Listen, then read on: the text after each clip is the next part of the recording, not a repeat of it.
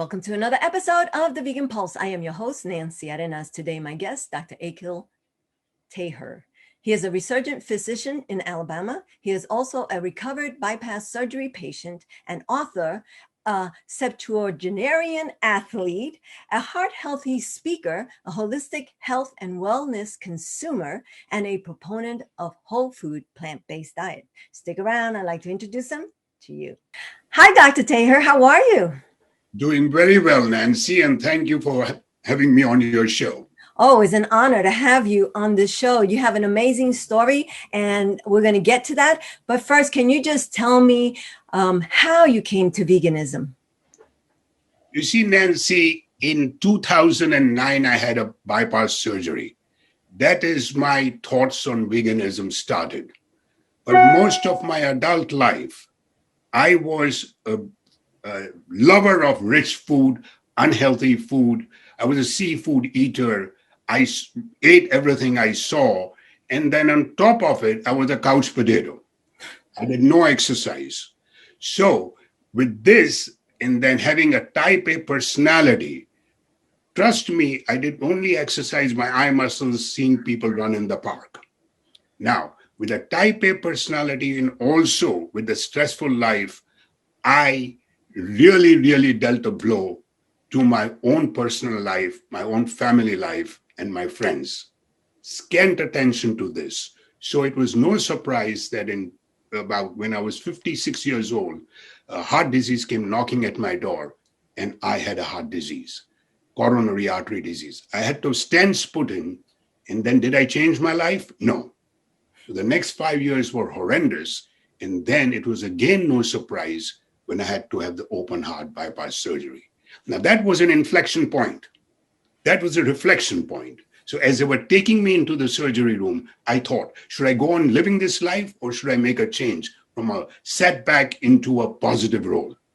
And I made up my mind. So I told the nurses in the ICU, they laughed at me. I said, if all went well, in a year's time, I will do half a marathon. But in 7 months after my open heart surgery, I did a half a marathon in Nashville, Tennessee. It took me 3.5 grueling hours, but I felt on top of Mount Everest. Wow. There's no stopping after that. That's an amazing story. And you have kind of noted this whole transition and the person you were and the person you've become in this book, Open Heart, which I started to read and I'm still reading. And I just want to say it's an awesome book. It's full of just wonderful stories about how you came to veganism and all the things you have accomplished, marathon running, climbing mountains, and so forth. Tell us about that, about your book and about all these new exercising things that you're doing for someone who just used to exercise his eyes. See, Nancy, this book is a transformational journey of a doctor who had such a bad this thing in life, attitude and diet, mainly diet, that he fell victim. Now, to get out of this, he had to make some drastic changes. And what helped me mainly was a vegan diet, supported by exercise, meditation, yoga. So all this supported me. And then there was fear initially. People don't want to live outside their comfort zone. So the fear of getting outside and doing, as my credo is, that adventure may hurt you, but monotony will kill you. I mean, adventure means anything, not only physical. So it is a fear. The fear was there. But if you take fear, if you do the thing that is most fearful, then death of fear is certain. Now, so I tried I want the people, your readers, to understand, to travel with me, to go on a journey, to see the mistakes I've made, and to learn from the mistakes and take small steps in their own lives in terms of diet, in terms of exercise, so that they can be helped.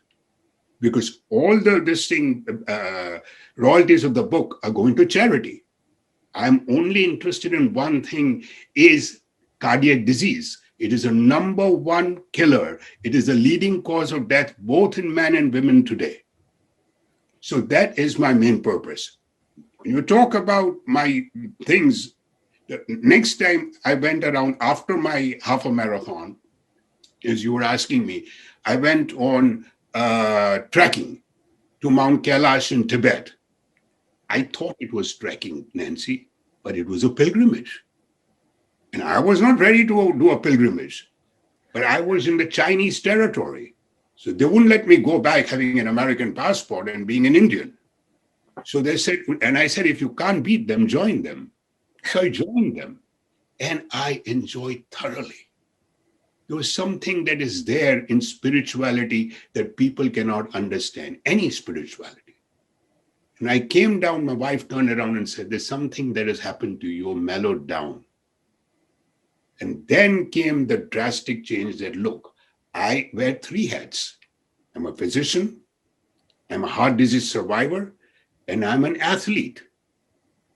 What was happening that I used to have huge chicken and steaks before and after each run?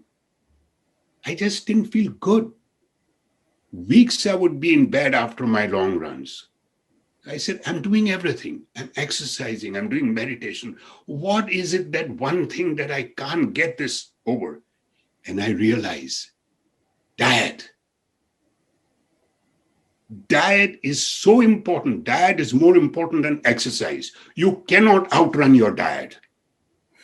Because if you run for about half an hour, 3 miles, you will spend 300 calories. You go to the McDonald's and you will get 500 calories in one burger. So you can't outrun your diet. Diet is more important than your exercise. And genetics people talk about. Genetics. No, it is not genetics that is running in your family. It is a bad diet that is running in your family. Not genetics. And genetics, even if you have, can mitigate it or make it better by your diet. So it is, somebody just recently told me, it's like a loaded gun is like your genetics. But when you pull the trigger, that's when you have a bad lifestyle. So, and then, I tried to, Nancy, even do triathlons, which I'd never biked, never swam in my life. But I learned those at a late age. People should realize that there is nothing that you can do at any age. You can do anything you want. Wow. And now you are a physician who helps individuals reverse their diseases, right? And learn about the connection of the diet, as you were just talking about. Correct. In Alabama, right? Correct? Correct. I live in Atlanta, okay, but I commute. But nowadays I'm not, because I'm doing telemedicine because of the COVID. Okay. Awesome. Well, Dr. Taher, it was a pleasure to talk to you, to meet you. And definitely I recommend that everyone go get this book, because it just details the journey of an amazing person, Dr. Taher, and how he transitioned. And he talks about from being a personality, doing a personality change, to now becoming this more grounded individual. So thank you again for being here. I surely appreciate you and what you're doing now. Thank you so much, Nancy. Ahimsa, vegan. Thank you for joining us on another episode of The Vegan Pulse. I am your host, Nancy Arenas. Remember to check out our Facebook page and follow us, and subscribe to our YouTube channel so you won't miss an episode. If you have a pulse, you have a purpose. Live vegan.